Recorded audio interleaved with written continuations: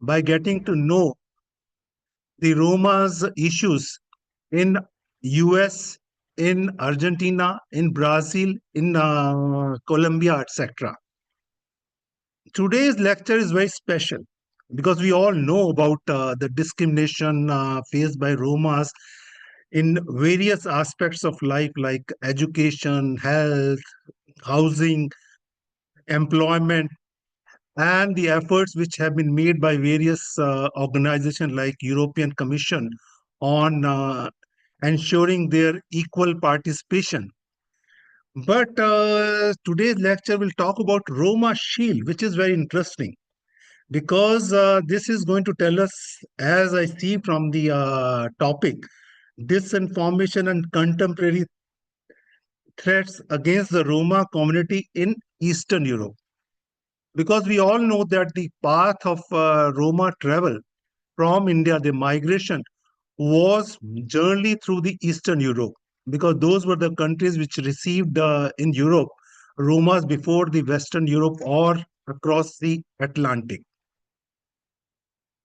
I also am aware of the problems faced by Romas in those countries because I had served as ambassador of India to Bulgaria, to Macedonia, where I have seen personally the issues faced by that community. So we are very happy to have a speaker who is very well versed with this subject. She is a PhD scholar and her name is Miss Agnieszka Caban. I hope I'm pronouncing it correctly because I'm not very certain. And she is a PhD student at the University of Warsaw. And she is also the president of the home of the Borderland Foundation. To say more about the today's topic as well as about of the speaker, I'll request Jamir Anwar, who is the research scholar with the Center for Roma Studies, to take the floor and give us some details about this. Jamir, the floor is yours. Thank you very much, sir. And Ambassador Rajesh Sachdeva, sir, he is the chairperson of the Center for Roma Studies and Cultural Relations, the center. And under his guidance and under Shyam Parandeji, the Secretary General of Indian Council for International Cooperations. So as our chairperson mentioned, that this center has been running for the last 6 years, since 2018, with the objective. So I again welcome you all to this Zoom meeting room for attending 39th virtual lecture of the lecture series, which we have been continuously and constantly conducting since 2021. So when during the during the breakout of the COVID-19 pandemic, so um, this 39th lecture of the series on the theme of Roma Shield, Disinformation, Contemporary Threats against the Roma community in Eastern Europe. That's the obviously very interesting subject. And we are going to listen to one of the prominent speakers who has expertise in this subject. And our speaker is Ms. Agnieszka Caban. She is from Poland. And as our chairperson mentioned, she is the president of Home of the Borderland Foundation. Ms. Caban is also an instructor in the field of intercultural communication, anti-discrimination, self-advocacy, as well as she is a social activist and human rights defender of the community. And she is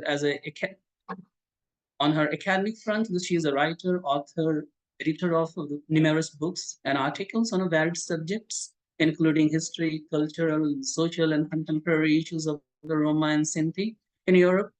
Ms. Caban has been running a training institution called Agnieszka Caban Education and Development. This institute aims at empowering Romani women and girls through giving them training in the area of anti-discrimination, education, and intercultural communication. So the subject of today's discussion attempts to get around the false information and disinformation, especially used by the different stakeholders to intensify discrimination and prejudices against Roma community and other Romani groups, as well as address the contemporary threats. What are the threats against the community in Eastern European countries? So when we analyze the attitudes of Europe about the Roma, we come across the fact that Roma are still Europe's strangers. And Europeans are not quite comfortable with the Romani neighbors. Roma continue to encounter and face explicit racist, discriminatory language and attitudes, which are widely tolerated and shared in European society at large. The mainstream politicians gained popularity by promising to crack down heavily on the Romani settlement or Roma gypsy and rid a ton of Roma beggars, such kind of stereotypes and prejudices attached against the community. And such attitudes and extreme forms of prejudices go without attracting any serious denunciation and condemnations. Racism and stereotyping of Roma people by law enforcement officials is order of the day, not only in Eastern European countries, but also in Western Europe. Ethnic profiling of Roma and discriminatory treatment by police are prominent and a common occurrence across Europe. Roma are disproportionately stopped, searched, brutalized by police, often for simply being a Roma, simply being a Rome. So over the 7th century of Romani presence in Eastern European countries, however, the social marginalization of the community persists till today because of varied state responses, including exclusion, active disenfranchisement, expulsion, and forceful integration. The exclusion of Roma from mainstream socioeconomic life continued and reinforced a vicious cycle of economic marginalization as the Roma are labeled as lazy, unproductive, unserviceable, given to frivolous occupations, generally dependent on the local population for their livelihood, social welfare, social security. So these are the, the allegations, these are the projection of the community in the mainstream society. And that is intensifying the discriminations and all sorts of discriminations and marginalization of the community in the mainstream society because of the poor response of the European powers towards the plight of the community in Europe. So I don't want to speak more because I would like to stop here because we are excited to listen to our speaker, Ms. Caban, who will give the detailed accounts in her lecture. And she has been a part of the current research on, I think, anti-Roma threat narrative. So she will speak in detail. And thank you very much, our chairperson, Rajesh Sudhir, sir. And I request him to carry forward this lecture. Thank you very much. Thank you very much. Thank you, Zamir. Thank you, Mr. Sagdeva. The pronunciation of my surname is Caban. So my name is Agnieszka Caban, and I'm from University of Warsaw. Also, I'm a member of Roma Community. I'm half Roma, half Polish. So yes, and I'm from 20 years to now, I'm Roma activist, and also I try to be scientist, but and also I'm the president of the Home of the Borderland Foundation. And we are here because I want to say something more about our last research. It was research about the disinformation towards Roma community in Poland, but not only Polish Roma, not about only Polish Roma, but also about Roma refugees from Ukraine, and also Roma migrants from Romania, for example, because maybe you know, maybe you don't know that we have a very big group of, maybe not very big like in other countries, but we have some groups of Roma migrants from Romania since 90s. Some groups came in 90s. Some groups came to us later.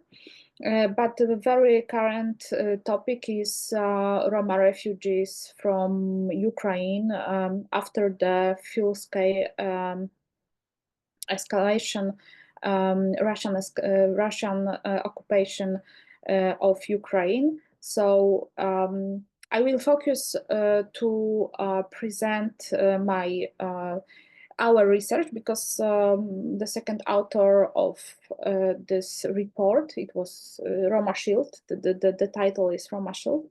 It is my colleague. She is the Polish journalist, Agnieszka Caban. And yes, we worked like researchers, and we prepared this report. And also we have the social campaign, because this is our next activities, because we want to share with this information from this report, and we thought that the better way will be when we use the social campaign for this. So I will show you the film by the end of our meeting, and it's not very long, but it's interesting because we have a lot of Roma actors. Not very not very lot, but not many, but it's 3 young people from Roma community, 2 from very traditional Roma community, and 1 from not very traditional, but they were very engaged in our film. Okay, so I want to share with my presentation now. Okay.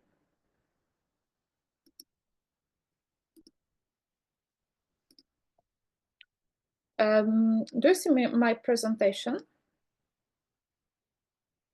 It's all right. Zamir, can you say? Yeah, it is all right. Okay, so this is the cover on my right side is the cover of our is the cover of the report. So Roma Shield. It's in Polish. I'm very sorry, but the report is only in Polish. We will try to find some fundings for translation, but now it's only in Polish. So the title is Roma Shield, about the disinformation, gender-based disinformation. I will tell you more about this, about the gender-based identity disinformation later, but it's the title is Roma Shield, about the disinformation toward Roma in Poland. So on gender disinformation against the Roma community in Poland. So you have on the left side the QR code, so you can scan it and you will go to our website where we have the report. And I need to say something more about our organization. I'm a Roma activist a very long time, because I started to work for Roma community in 2005 when I was when I was the student. And after this, I was the vice president of one of the biggest Roma organization in Poland. I worked with a lot of other Roma organization, but I established my organization in 2022 after the full escalation, because I saw that the Roma refugees in Poland need to a lot of help. So me and my colleague, we established this organization. You can see us on our website, what we're doing. You can translate everything. You can read everything in English, so it's not a problem. Of course, you can join to our social media too. And next. So The purpose of the study. So the first of all, the aim of our research is to show the complexity of the problem of gender disinformation, and consequently to propose more precise ways to combat false information about the Roma community, because the disinformation about Roma in Poland, and not only in Poland, in Europe, has a very long story. So we focus only about last 5 years, because we know that disinformation is something like developed in times when we have something crucial moments in a human story. For example, we had COVID times, we had the war near our border. We still have, of course. We had very important election in Poland. So in this kind of times, it's always the time of when the disinformation can develop more, because people are more open for information, for looking for information, and sometimes when somebody want to change something and want to, for example, spread the false information, it's a very good way during this kind of times. Okay, I need to change something on my presentation. Please give me 2 seconds. Okay, so now the purpose of, as I said, the purpose was to identify the phenomenon of the gender-based disinformation targeting Roma women and men in Poland. So so our publication, it was the second publication in Europe about disinformation toward Roma, and the first one, it was in Europe. It was wrote by the Rosalina Todorowa and Lili Jakowa, and it was published in 2022. And it was about the disinformation, but only focusing about Bulgarian case. So it's very good book.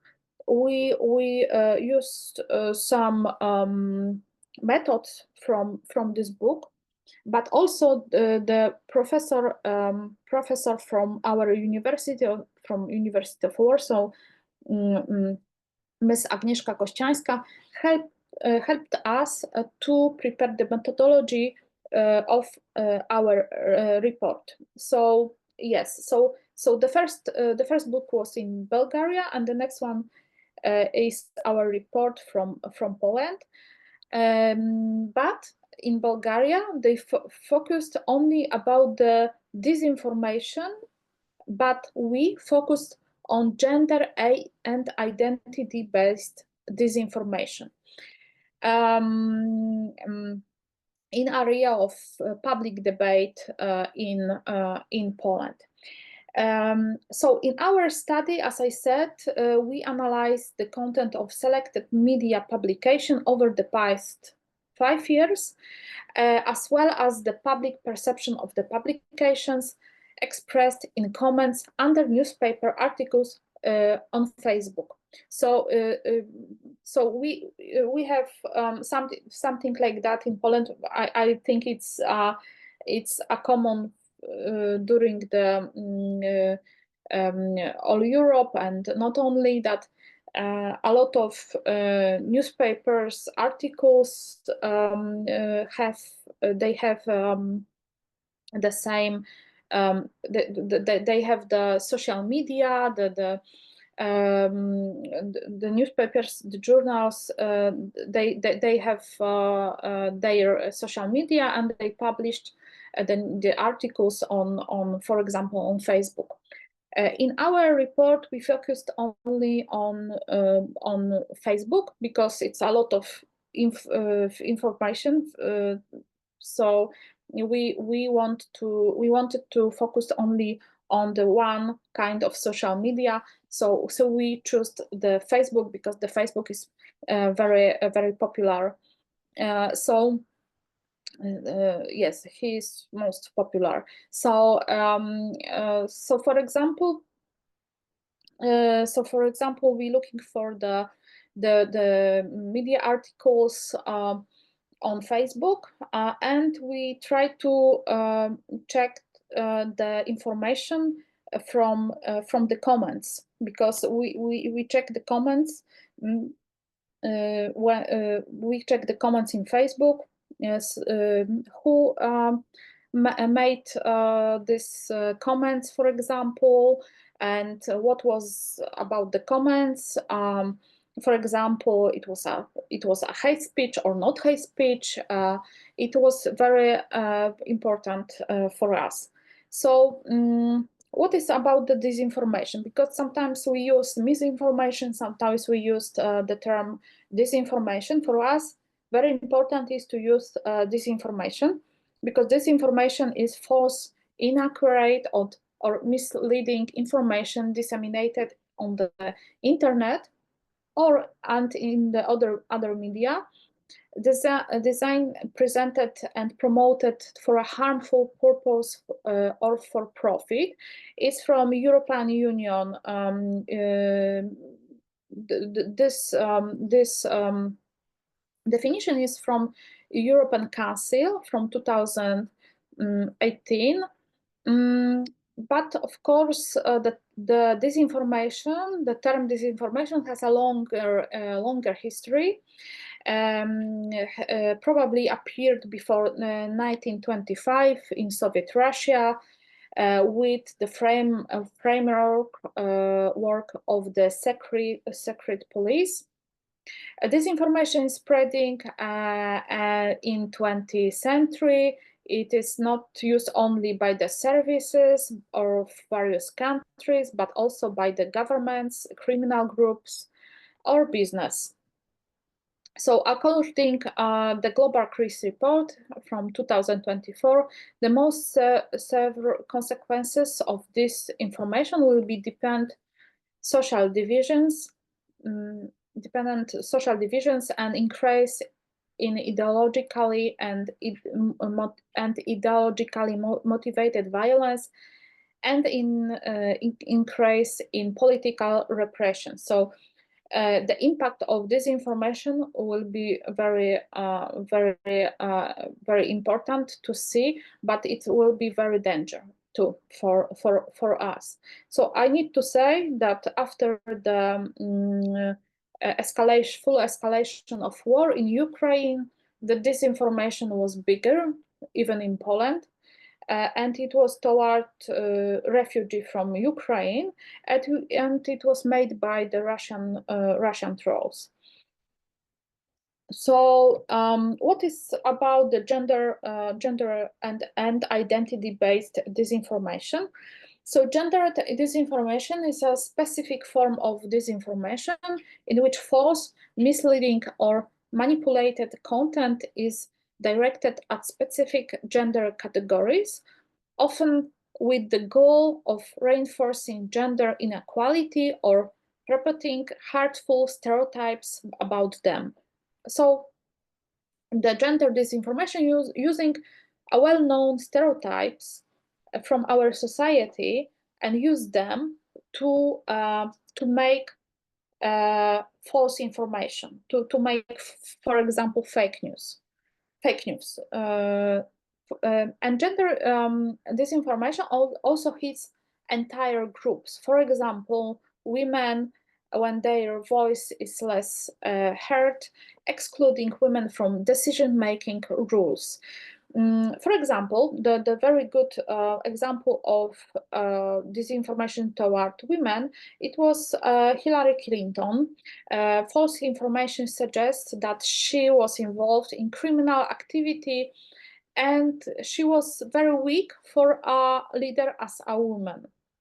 In the same time, Emmanuel Macron, the president of France, was the victim of the disinformation because in the case of men, gender disinformation is about traditional male roles, and people who don't fit in are targeted by disinformation and its products. For example, Emmanuel Macron, the stereotypes about him, it was he is too weak, he is not real man because he has older wife, for example. And a lot of fake news it was about him, that he is too weak to be the president because he is not a real man. So I need to say something about the methodology of our report, because it's very important to focus on our methodology, because in research in this field, about the research in disinformation area, we have a lot of approaches, a lot of methodology. And as I said, our methodology was prepared by our colleague from the University of Warsaw. She is the professor, and she is also my supervisor of my PhD. And so we, based on the stream of critical disinformation studies, the concept of critical disinformation studies is based on 4 pillars: a holistic approach, recognizing and understanding the importance of the system of inequality in the disinformation phenomenon, recognizing the importance of structures and institutions, cultural, social, economic, or technological, that are directly behind disinformation, and of course acting for change. We did this report because we wanted to change something. So for example, in our report we have 14 recommendations for journalists, for Polish, and of course not only for Polish, but it's for all for journalists who want to write informations about Roma, who wants to write articles, who want to prepare some information about Roma community. And not only Polish, but also a lot of communities we have in this part of Europe, or also in Europe and all over the world. So we prepared this recommendation, and it is a part of our report. So disinformation appears at moments of breakthroughs, like I said. So during the crisis, conflicts, in the I said that in our research it was important the last 5 years. The methodology was based on several measures: call analysis, analysis of addresses, analysis of recipients, context analysis, and contextualization. And we focus on the content. So what is in these articles, what kind of disinformation is that, which stereotypes are they based, and we checked who tried to make this who prepared this disinformation, and who is the responsible of this disinformation. Sometimes it was very hard to check, because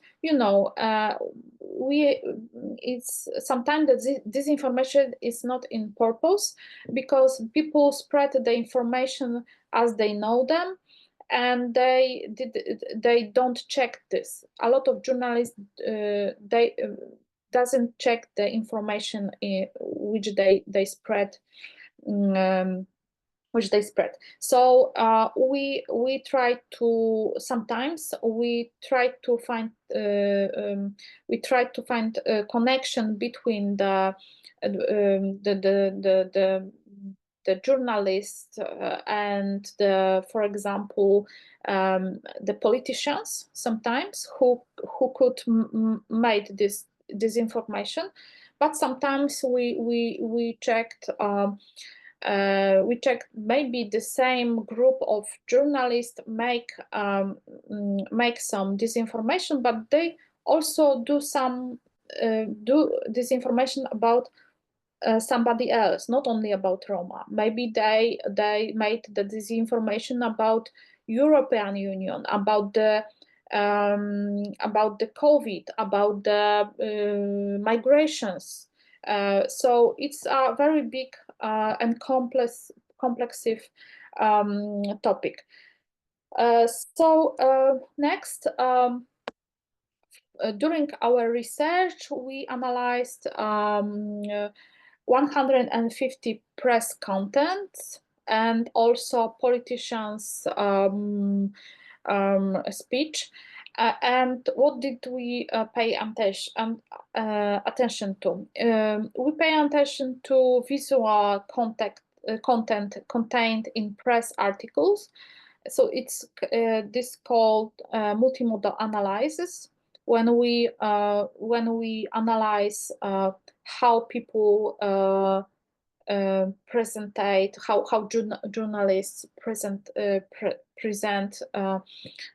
article, for example, which kind of photo they use, which kind do they use the films, for example, and how if we have a films in article, so in this film how someone, the actors, show the topic and so on. So instance of disinformation against women and men included in the content, comment sections on editorial pages and Facebook, and others. So it was what we paid attention to.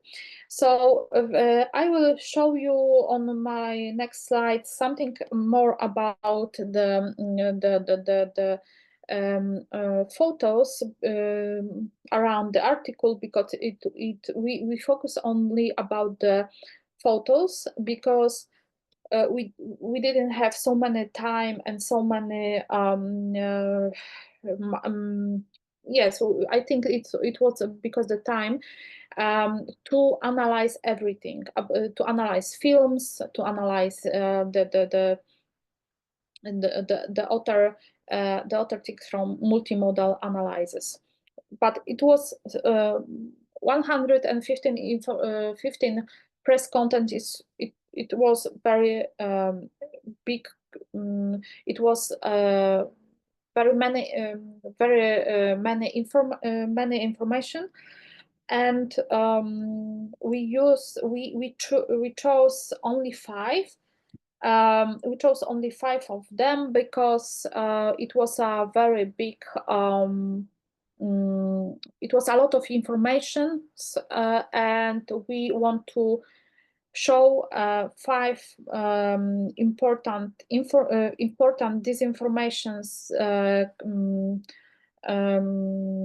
examples, because these examples were very famous, and we wanted to show how disinformation developed, and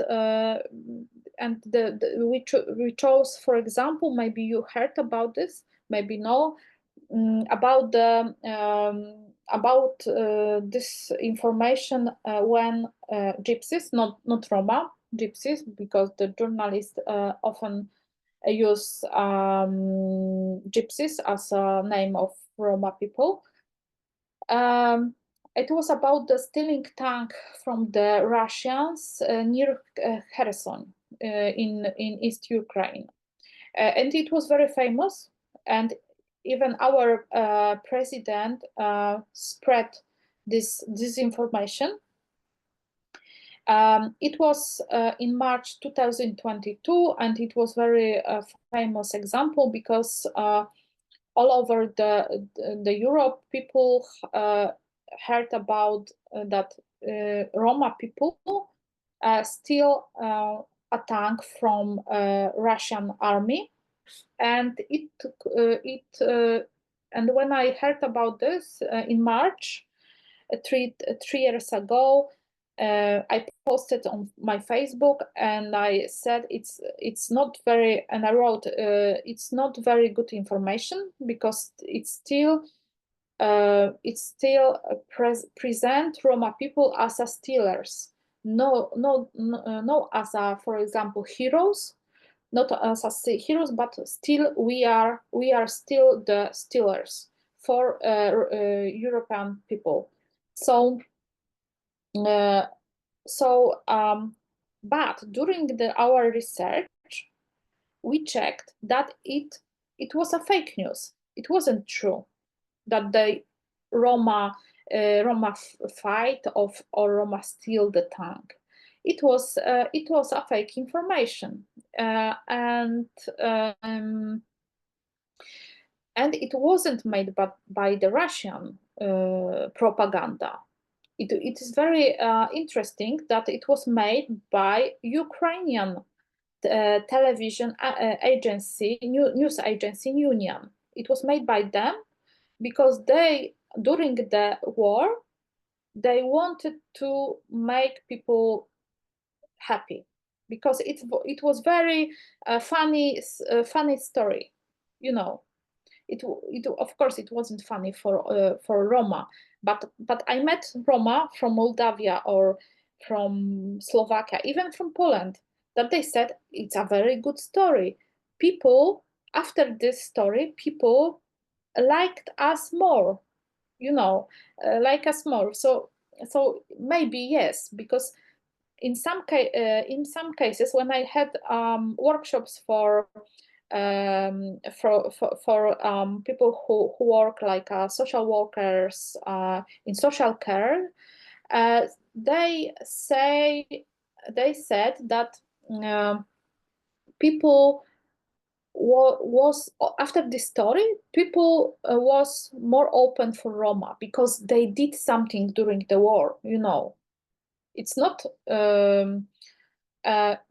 it's you know, it's not important that they steal the tank, but important they did something. Roma are active. So it was a fake, and I think we as a first researchers we wrote we start to check this information and write about it, and what it's about the story. So the story about this tank is an example in which stereotyping of the Roma minority, in the case, it was this information, it was toward Roma men, because this in this story this did by the Roma men, not by the Roma women. And the man of the Roma descent has been used to diffuse the privileged mood in the war-torn country, as I said, but it's like in other disinformation cases, it cannot be verified as a true. For example, it wasn't this. In the film, we see some men with darker skin, but we don't know that he's a Roma. He is a Roma or not. And we don't know he's a Roma because he speaks only in Ukrainian. But also it wasn't a tank, but it was a vehicle. It was another vehicle. It wasn't a tank. So it's a lot of information in the story that it's not true. So we know that it wasn't true, and it's good to know that it wasn't true, because a lot of scientists share with that example in their publications, stereotypes, using the stereotypes about the Roma. Yes, it was the stereotype about the Roma, like Roma are stealers, but also it was a fake news. It wasn't a true information. Okay, so the next visual layer. So you see the photos. It was took in 2007, so it was more than 18 years ago in Lviv, in Ukraine. It was took. It was taken, yes, in 2007, and some journalists used this photo to this articles for stolen tank, you know, to improve that it was a Roma people, but it wasn't a Roma from Kherson, it was a Roma from Lviv, and also it was taken 18 years ago, so from 15 years earlier than this story with tank was. So you see, we covered the faces of these people, but in originally, journalists didn't cover the faces. So so this visual material was used to confirm the event. It was used for illustrative purpose. So such a photo creates credibility in the eyes of the viewer. In our opinion, illustrative photos are a key problem in the perception of the Roma, because we see a lot of this situation like that when journalists they don't have the photos Roma the photos of Roma, and they use what they have. So they use old photos. They use very stereotypical photos, you know, to try to illustrative their topic. So the next story, it was about the fight between Poles and Roma, and it was during the COVID time in 2021, and it was in southeast Poland, in Podkarpackie region. And the story was very danger for Roma people, because the story is about the Polish mother who mother of the beaten boy, because the two young boys, Polish, ethnically Polish, and Roma boy, of course Polish citizen, they have the problem. It was a problem with bike or something like this, and they argued, and the Roma boy beated the Polish boy, and the mother of this Polish boy gathered a group of people with whom she came to the Roma residence and demanded the surrender of the Roma teenager who had beaten her son. So, you know, the boys that time had maybe they were maybe 12 years old that time, or 13, and the mother wanted to you know, the mother wanted to from this Roma group of people who live in this country, so who lives in this town in Mielec. They wanted to. She said, "Give me that boy. Give me that boy." And she gathered a very big group of Polish men. For example, it was more than 20 people. So.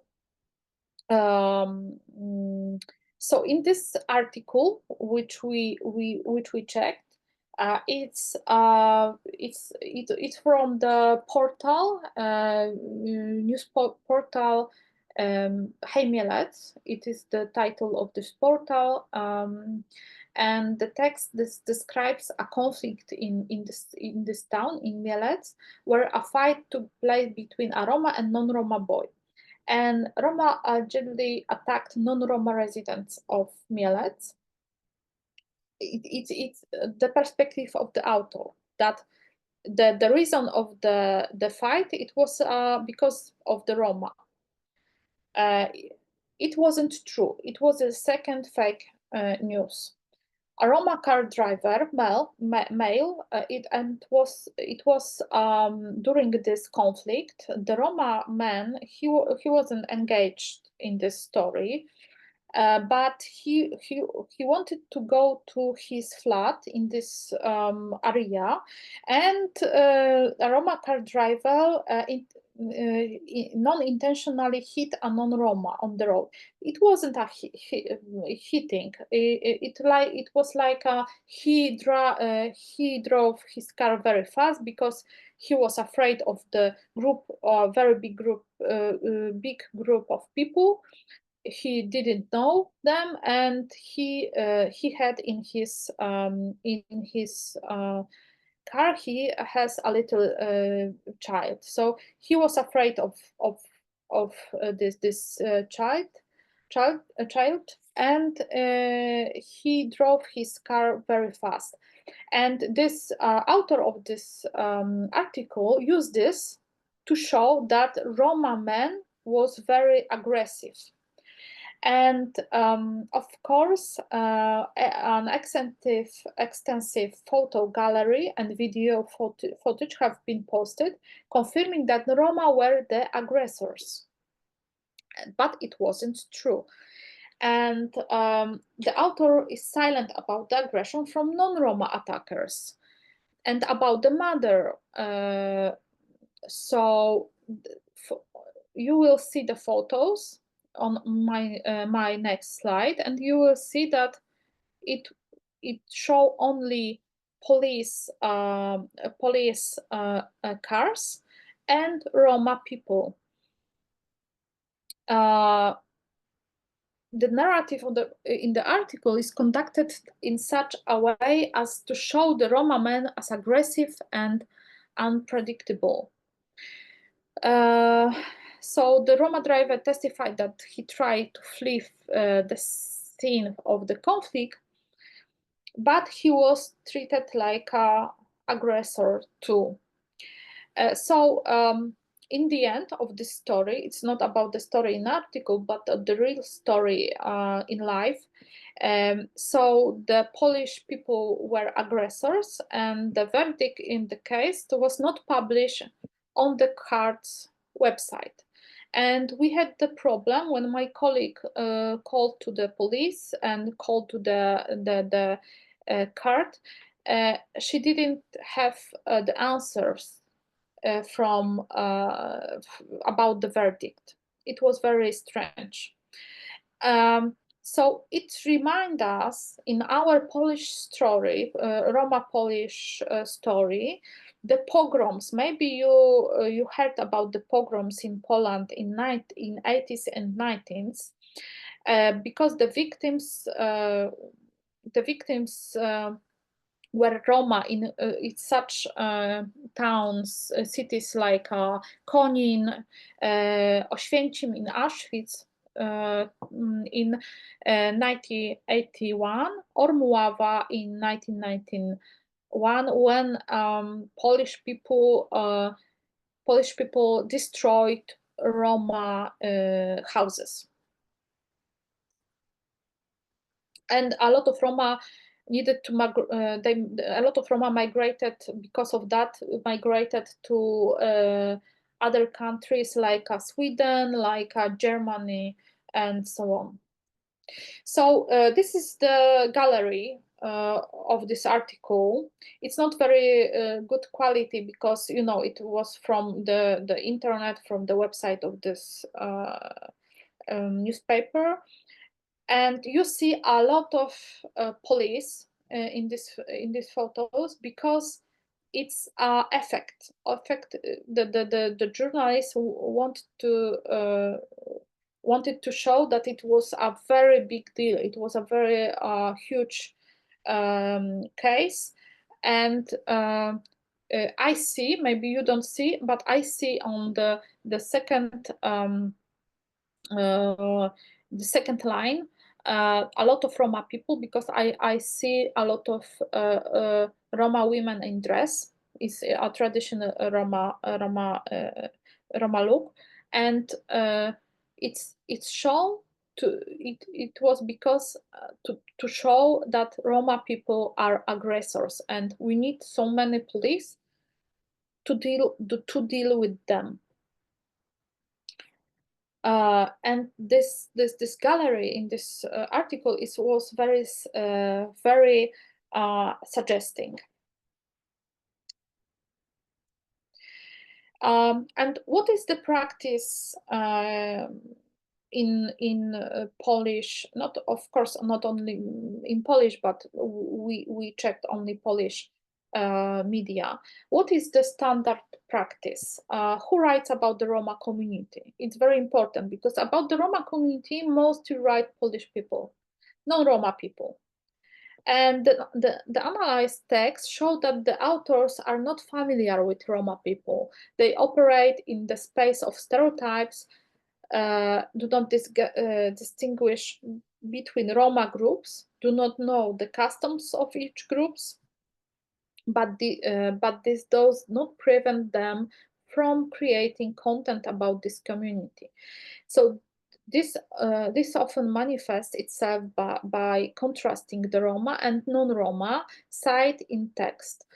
This usually ends up being manipulated and disadvantage of the Roma. So and about something about the numbers. Who writes about the Roma community? So a common practice among many editors in the of autorships anonymization in newspaper articles about the Roma community. From 115 materials we examined, this occurred in as many as almost 40% of cases. 37.5. It is difficult to say it's the result of the existing trend in this media or a characteristic feature of articles of Roma issue. So we know that, and who prepared the information? We know that the 15% people who prepare journalists who prepare the information about Roma they were a man, and 38 was they were a woman, and 13 we don't know who was. 13%. And against whom did we find more cases of disinformation? So Roma more likely to be targets of disinformation, and lots of articles about alleged aggressions, which is described as a part of nature of the Roma people. One was the example from the Mielec, and the disinformation, 38% of these articles, it was disinformation toward Roma men, 33 about Roma women, and 20 about both sex. So our other conclusions. Very important and very dangerous is negative framing. It's a very serious problem for Polish media when to read the articles. You can read our articles on our websites about negative framing because we have more information about that. Negative framing is about how Roma people are shown. And the good example, it was from the Mielec case when a lot of Roma were shown with police to show to people who read the text that Roma are the criminals. Sometimes journalists show, for example, Roma houses and Roma settlements, like to show the poor, show the poverty. They want to they shaming the Roma community. So they always looking for something something interesting, but in the bad way. Perpetuating negative stereotypes provides a good basis for uncritical acceptance of disinformation content by our recipients.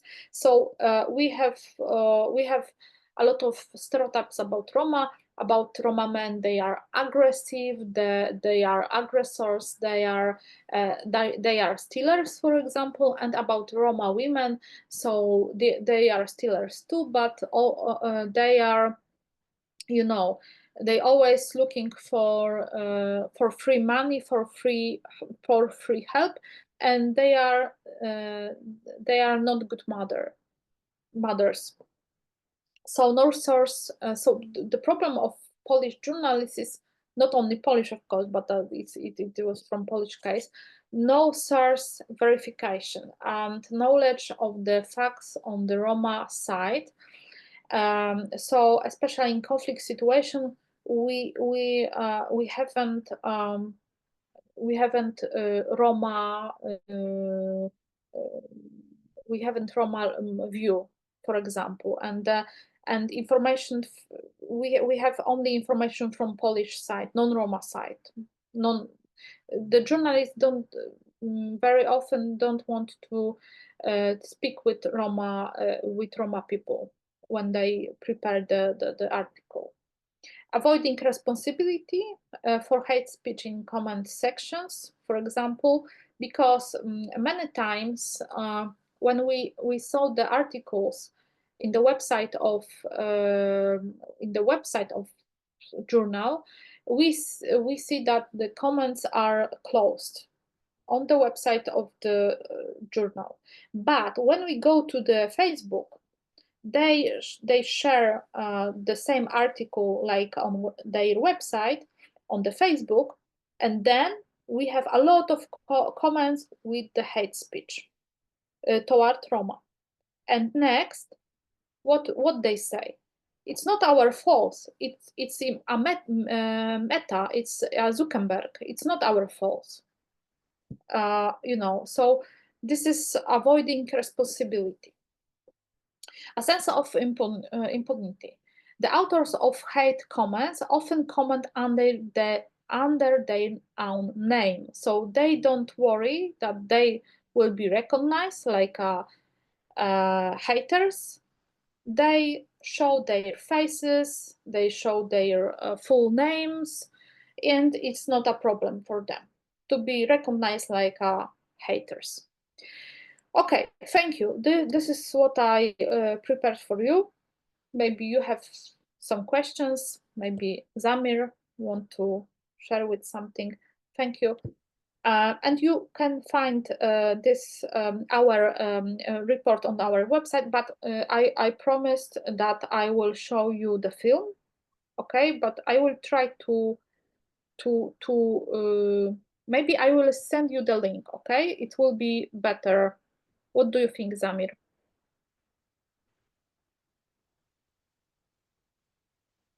What is the duration of your video? Can you repeat, because I didn't?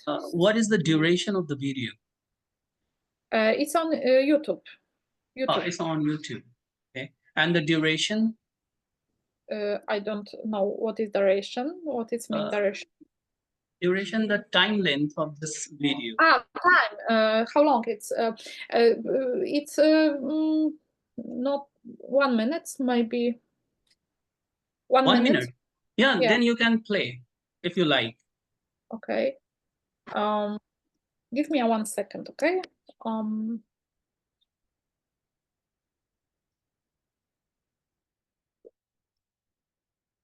Do you still see my presentation? Yes. Okay. So moment.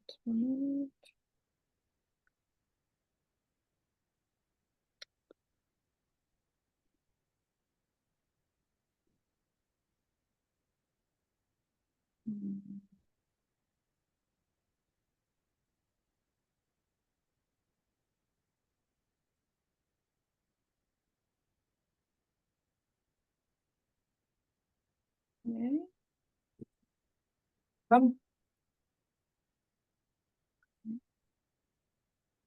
I will send you the link from our website.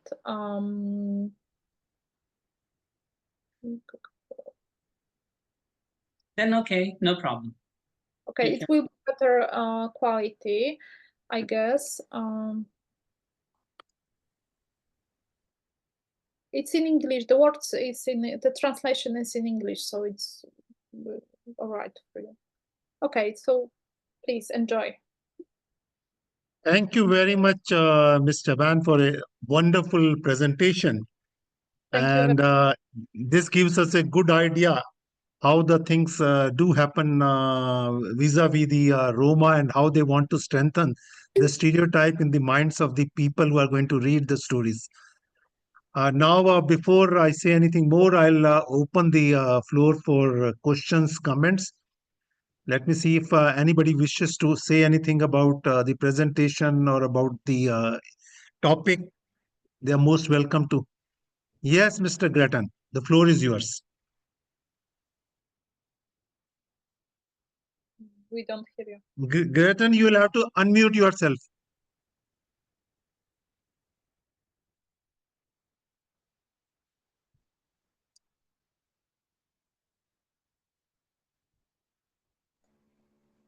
Yes, thank you for the opportunity to make a couple of observations.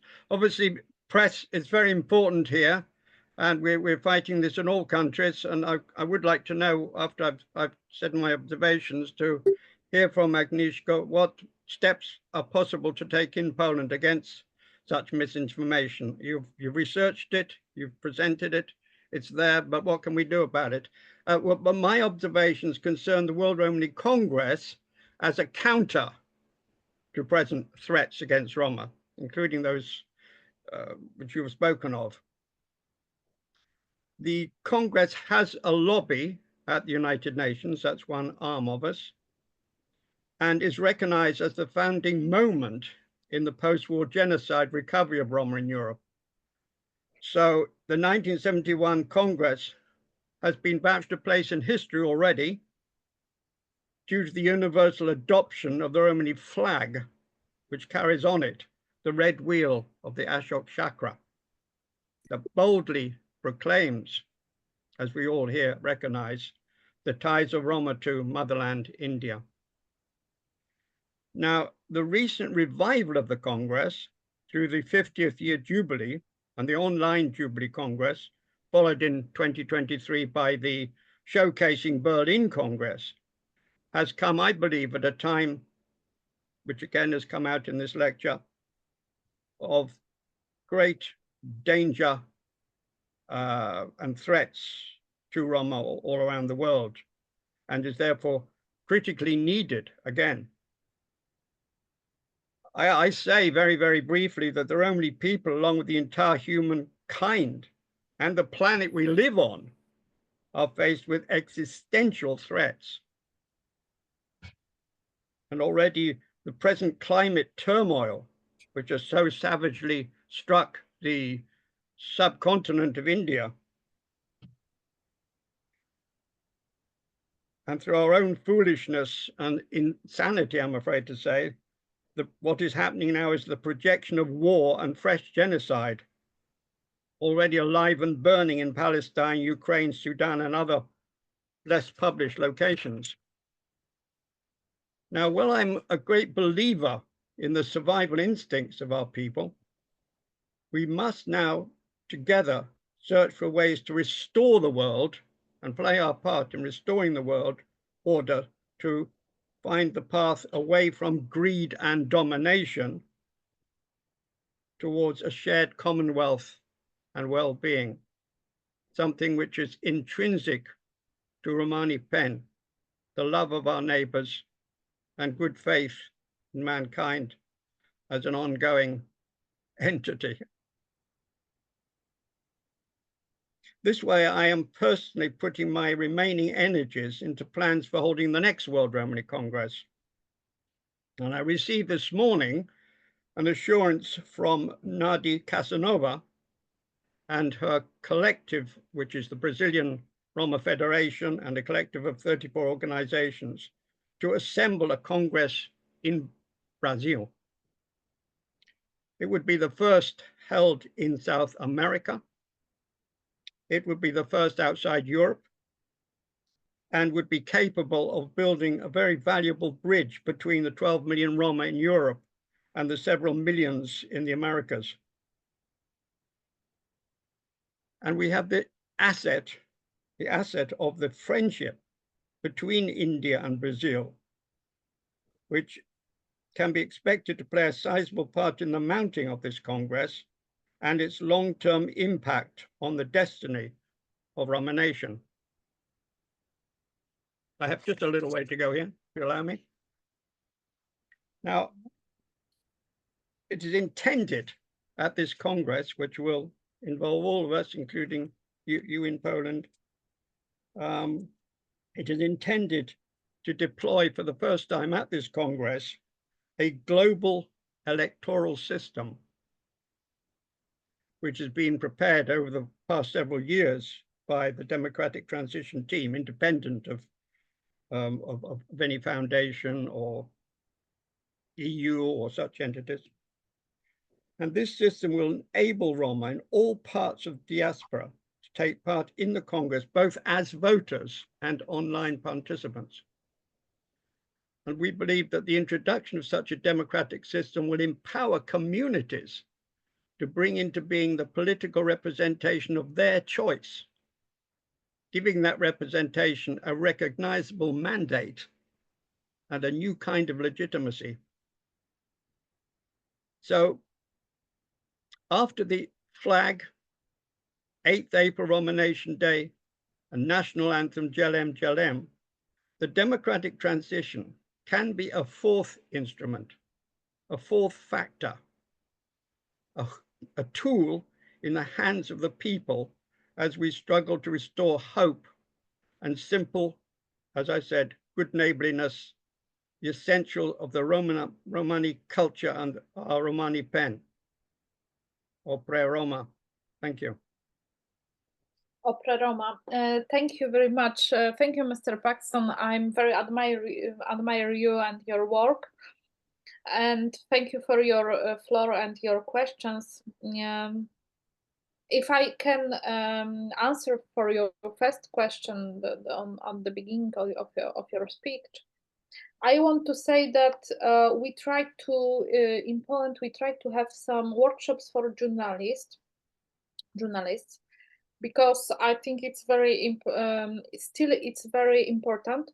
We don't have something like a help from our government to have the frame of workshops. We as a NGOs, like an organization, we can do something, but it's not in our, it's not still in our schools, in our in program of our schools. So we need to still be engaged in education of some kind of professions, like journalists, like policemen, like for the people who work in social care, for example. So my organization, Home of the Borderland organization, we prepared some program for teaching the journalists. It's in English too, and we and Borderland Foundation we created some course for people who want to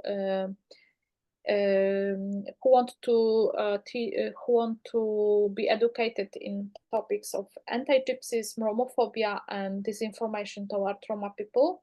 Now we finished this course, but it's not obligatory. It's something like what people want to join, so they can join, but it's not obligatory for every journalist in Poland, for example. So we can do only that. We can educate people, but if they want to, because it's not for we can't do something to make something obligatory now in Poland. Oh, thank you. Agnieszka. Yes, thank you. Thank you. I'll take this opportunity to thank Mr. Paksan to inform us about the next Congress.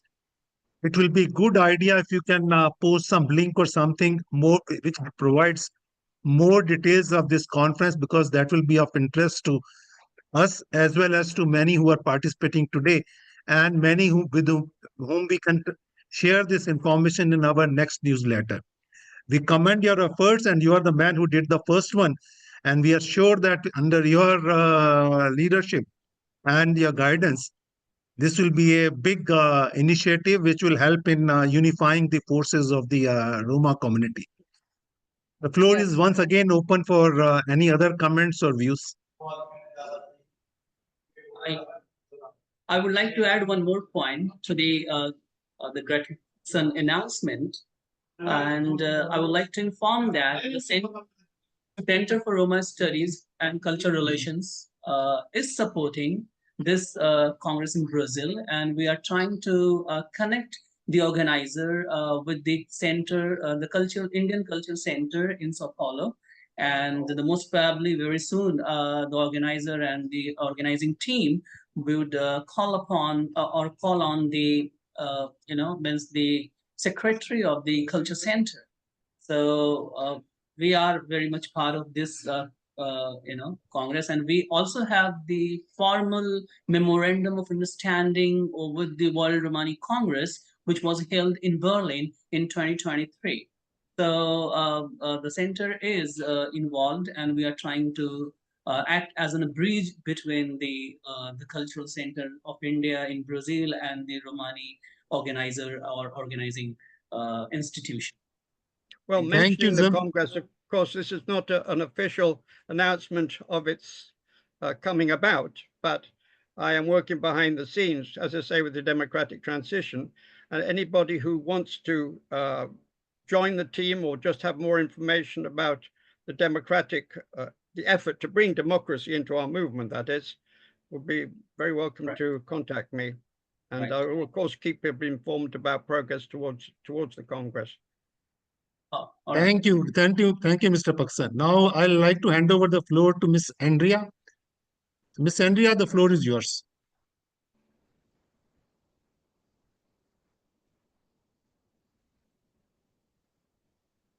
You need Hi, I'm here.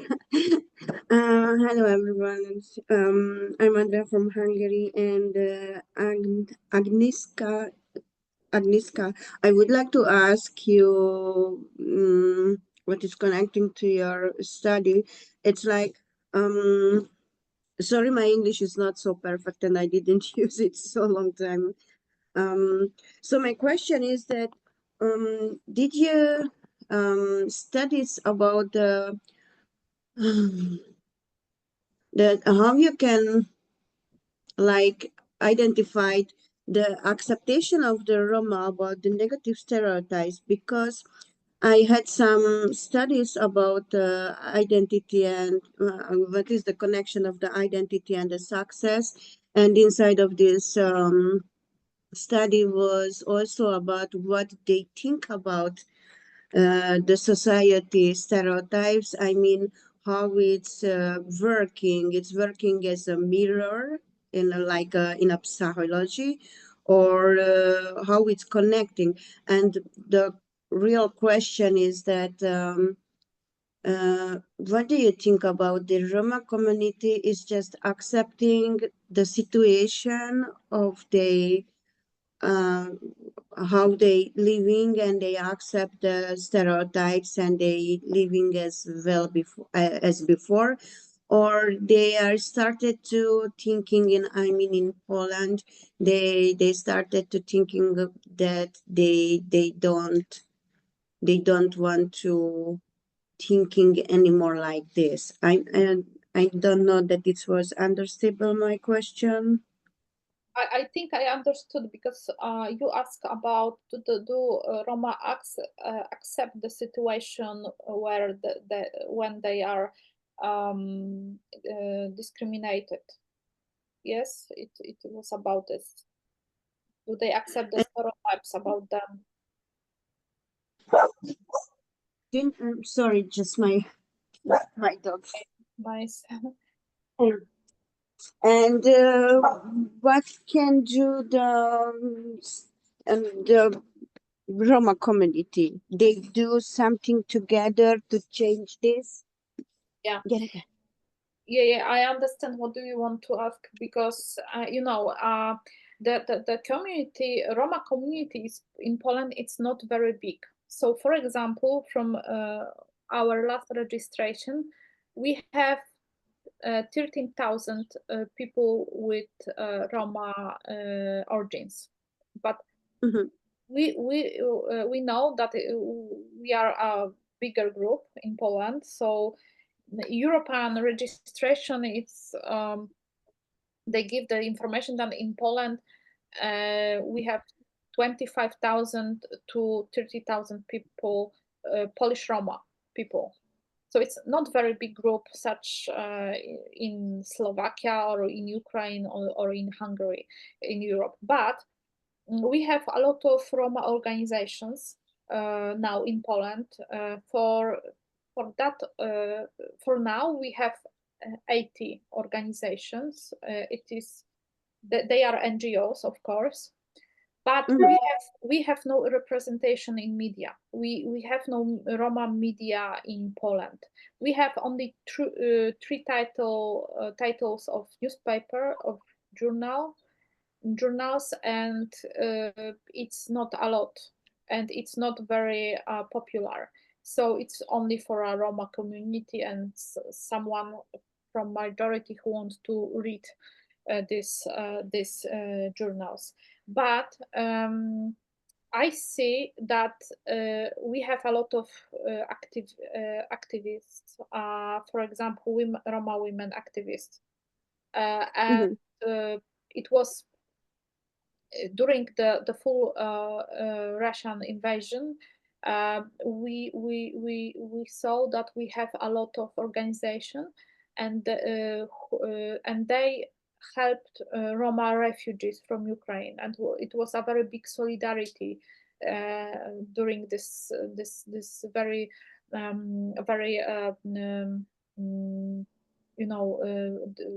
hard times. And yes, I think Roma tried to change the situation, but the situation is still very it's very difficult, because Roma are still discriminated. We have a lot of stereotypes. I was the manager of the National Museum in Poland, and I had discrimination in my workplace. So I know that it's not yes, and I have a white skin, and people still, because we Roma in Poland are very mixed, for example, and people see people in my work saw me like a Roma woman who want to steal something. You know, they didn't see I'm well educated. They didn't see my you know, my experience. They didn't see my work. They see only stereotypes. So I know that it's still a very big problem, not only in Poland, of course. Okay, thank you so much. We find that the Diana Kirilova, she has Yes, please. I don't hear you. No. Diana, unmute. Please unmute. Yeah. Can you hear me? Yes, now. Can you hear me? Now. Yes. Hello. Hello. Hello, everybody. Hello. My name is Diana Kirilova. I was not able to participate at the beginning. I'm really sorry, but what I have heard from your presentation, I have some points which I would like to identify as a questions. And I would like to have after that more information about the Congress in Brazil, if we can participate and how we can contribute on this event.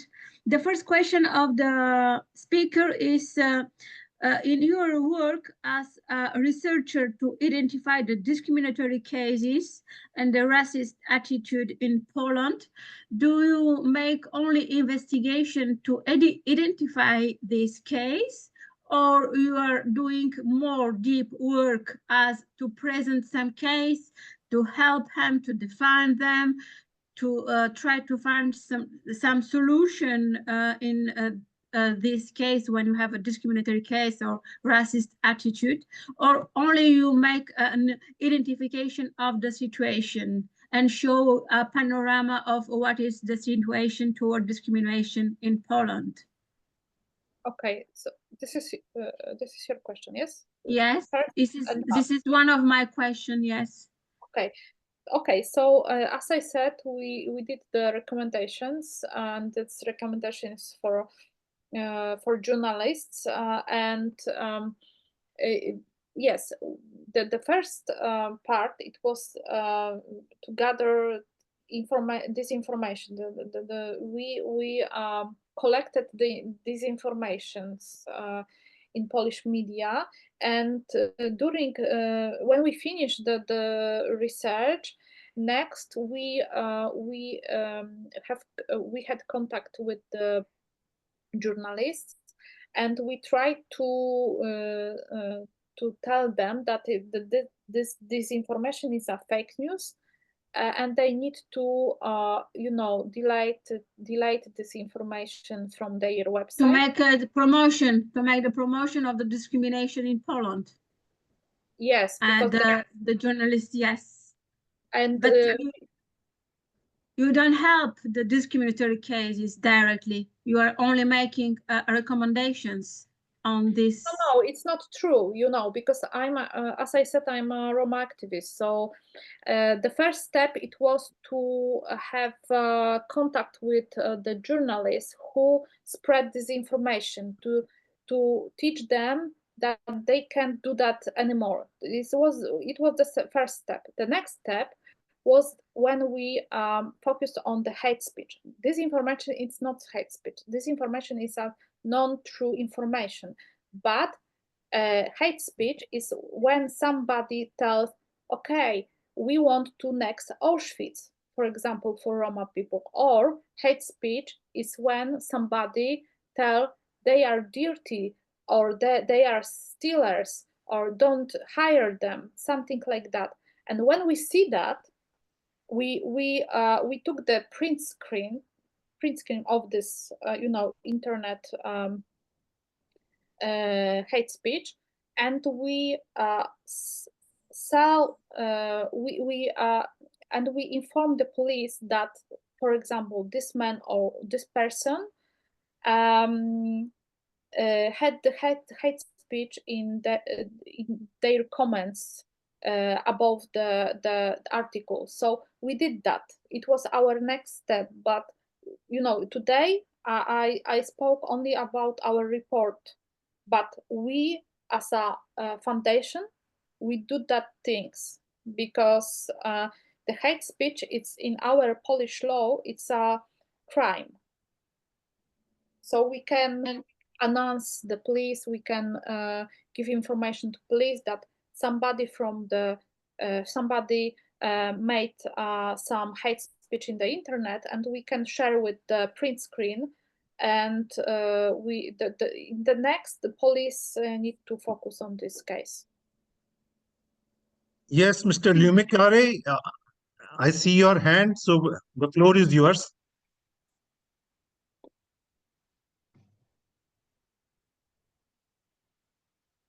You need to unmute. Aveți Bachtali Sarsantu. Okay, I will speak in English. About Poland, I have some questions, David. Why the Roma so much isolated? Because they had so many activities in European level, like a youth activation. And why those discrimination you not put in the European Union or somewhere like in international level? Because this discrimination had in Macedonia, because I'm from Macedonia. Sorry, my name is Enes, I'm from Macedonia. But we are always like publish it, because the biggest method to break your discrimination is to public international and to force the government to stop this prejudice and discrimination. So my question, why the Roman people are so isolated from other side of the Europe? It was your question. Okay, I can answer, because you know our nobody from Polish government, because we in Poland we have some program in our Ministry of Interior for Roma. Nobody from this from our government, nobody give us the fundings for this report. But when we publish this, because we achieved the fundings from British government for this report. It's from the Artemis Alliance. Artemis Alliance is something like a coalition between organizations in Europe.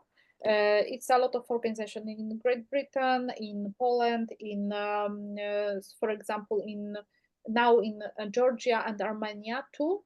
And this coalition gave us the money to publish this report and to publish this social campaign. But it's only in Polish.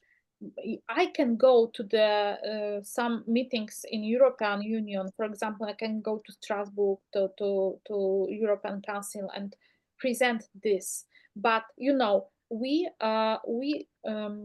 published this report in December last year. So it's not a very it's something new. So now I will have the meeting with the ministers of Europe in informal meeting. Yes, in our prime minister cabinet.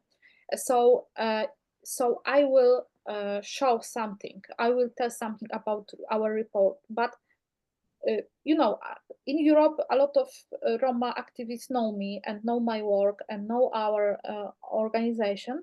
But you know, they are not very interesting to share with us with this information from our report. You know, I know the ERGO, European Roma Grassroots Organization, and they I know. Yeah. And they know about our report. I talked with Gabriela Hrabanova, and I sent this report to her, but she didn't answer. So you know, I don't have so many time to inform everyone in Europe that okay, we published the report, the first report about the gender-based disinformation. You know, because they have their own projects, and they focus on their own project, I think. So you know, I show you the situation, but maybe we need to wait a moment, because maybe after this meeting with the ministers, somebody will answer, somebody will invite me or my colleague for a bigger meeting, for an important meeting. Yes, and I believe people admire our report because we did a lot of work, and disinformation is a very big threat, very big, and you know, I know it's very important, but it's I think it's because to spreading information about new projects in Roma community. Did you ever heard about human court in Strasbourg? I have no answer from them. No, just if you're, because Macedonia has so many cases with discrimination, and if the government nothing do, they'll put on the court in Strasbourg, and many of the Romani people are win. Just suggesting to check about these issues about discrimination. Okay, thank you very much. I will Thank you try. for answer. Thank you. I have. Is there anyone else with their comments? I have one question, sir, if you allow me. Yeah, please, Javed. The question to you, Caban, is, as you may be well aware that European Commission and European Board of Digital Service endorsed the Code of Conduct on Disinformation and proposed a framework to contain, control, counter the disinformation, especially the false and misleading information. So, referring to this framework or making this framework a basis, is there any kind of initiative or any any activism to spread to control the spread of disinformation or stop the disinformation? Because we have seen on the social media, on the social platform, or in even search engine that we find that even at the time of COVID, the Roma were labeled and projected as the virus transmitter and a virus carrier. So they were made a scapegoat. So is because you made a very eye-opening and a comprehensive presentation on the problems. What are the problems in terms of misleading, false, and inaccurate information is spread or discussed or provided on the social media? So, what are the solutions? How we can contain, how we can control? Because it is nothing but assassination of Romani cultural, ethnic identity. That's what I personally observe and believe, because I see that what happened in Czech Republic, even in Romania in 2009, how the killing of gypsies and in the football match, everywhere you can find such kind of the message on the social media and on a different social media platforms. So being you as a president of the foundation, or you are the trainer, instructor, and the research scholar, so is any kind of activism is in the pipeline for implementation of any a statutory or legal instrument to control the the flow of such disinformation and misleading information, especially targeting Roma community in Europe? Yes, this disinformation, it's very big and very difficult problem, because it's not only about Roma people. It's about Ukrainians. It's about for example, the big concerns of medicaments, and it's about it could be about the politicians and so on. So I think the problem is it's to educate people. So we need to do this for the bigger scale, to educate people what is the disinformation, what is the fake news, what is the problem with misinformation, what is and how we can prevent from our situation. So we have no good I have no good solutions, because the good solution is then when we have more involved platforms in this problem. We are only a little NGO, so what we can do? We can only educate people or preventing the disinformation. When we see disinformation, we can when we can contact with the journalists and say, please change this because it's a fake news. But we need to have bigger programs. We need to have the programs for our governments. So we have now something like office in our government who and this office will be prevent the disinformation. But disinformation is a very huge topic, you know, and we as a NGO, we are only one NGO in Poland who which the first try to deal with disinformation. I believe that it will be next few organization in Poland, Roma organization in Poland, and they will fight with disinformation. But it's not.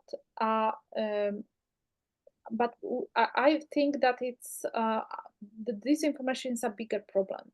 It's a bigger problem to do something only in NGO for that. So we need to support from our government. We need to have support from European Union. We need to support from the programs from European Union, Council of Europe, and so on, to fight with this problem. Because, you know, we have only 2 publications in Europe about disinformation toward Roma people. It's not enough. It's not enough. We don't have the programs. I have the first course about the disinformation toward Roma in Europe with Borderland Foundation. It's not enough. The problem is bigger. So we, as a little NGO, we can do very much. We can do everything. We can't do everything, you know. So I still wait for support to our activities, because I have a lot of Roma people who want to fight with disinformation, and when we will have the support, we can do something more. So this is my answer. Thank you very much. Is there anyone else? Yeah, Mr. Caban, I just have one comment. You had studied almost 150 news press reportings, etc., for your research. Did any one of those stories had any positive image of Roma, or they were all negative? No, the disinformation is only negative. Sometimes when we check these articles, we have something like positive stereotypes about the Roma. You know what this is, the positive stereotypes that for example, all Roma are great musicians, or all Roma are great dancers, for example, and we the Roma women are very good fortune tellers, for example. So we had this kind of informations, but it's still a very this is still information with stereotypes. It's not bad stereotypes, but it's still stereotypes, you know. So it's not, disinformation is not good phenomenon. And it's very hard to try to find good information in this field.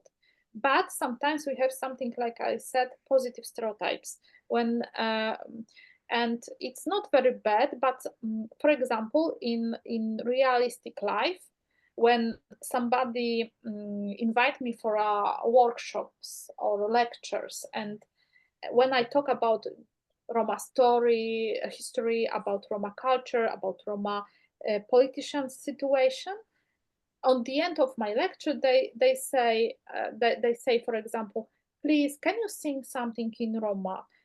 you know, can you, for example, one journalist, when I have my comments in media, say, can you take my hand and say something about my future, for example? You know, it's No, something. why I raised this question was because a few months back we had a monthly lecture on Ukraine, where this issue of stealing of tank came up, and the person indirectly mentioned that this had helped in positive image of Romas vis-a-vis the Ukrainian population, because it was seen as that they were heroic, they were with the Ukraine in their fight against this invasion. So I don't know whether that was a positive. That's I said in my during my presentation, that a lot of people understood this example like it's a good one, because Roma people did something during the war, but you know, they are still stealers. They are not heroes. They are not fight and took this tank, but they are stealers. They stole this tank. You know, it's always based on stereotypes about the Roma. Maybe it was funny for some reasons, but for me, I don't want to be all my life stealers. I want to be, when I fight for Ukraine, or when I will, I guess no, but I hope no. But when I want to fight for Poland, I don't want to be recognized like a stealer. I want to be hero. You know. I don't hear you. Good. So anyone else with any comments or questions? So I don't see any hands. So basically, I'll take now say a few words for thanking our speaker. It was a wonderful presentation. It opened our eyes on many things. The methodology was very good. And in your questions and comments, you had mentioned about what you are doing as a foundation person or as an activist, which is good to know, because report is fine, but it is always how you are going to do take forward your conclusions, your recommendation, and take up with the authorities and with the organizations to ensure that there's an end to this disinformation. I know it's a very big task, but even a small drop in that makes a big difference. We really thank for your efforts and your initiatives in Poland, and we wish you success in your endeavor. And I'd like to thank all the participants for joining us today and contributing to the presentation by raising questions, making their comments. It's always good to see all of you joining us for such presentations, and we welcome you for our future presentations. Do try to find time. We will keep you all posted about our next lectures. And and I wish all success to Mr. Paksan for the next Congress. And with this, I like to end the meeting. Thank you very much. Namaskar. Thank you. Thank you very much. Namaste. Thank you for having me. Thank you. Thank you very much. Bye. Oh, have a good day. Thanks, Cipian and Naziri ji. Thanks.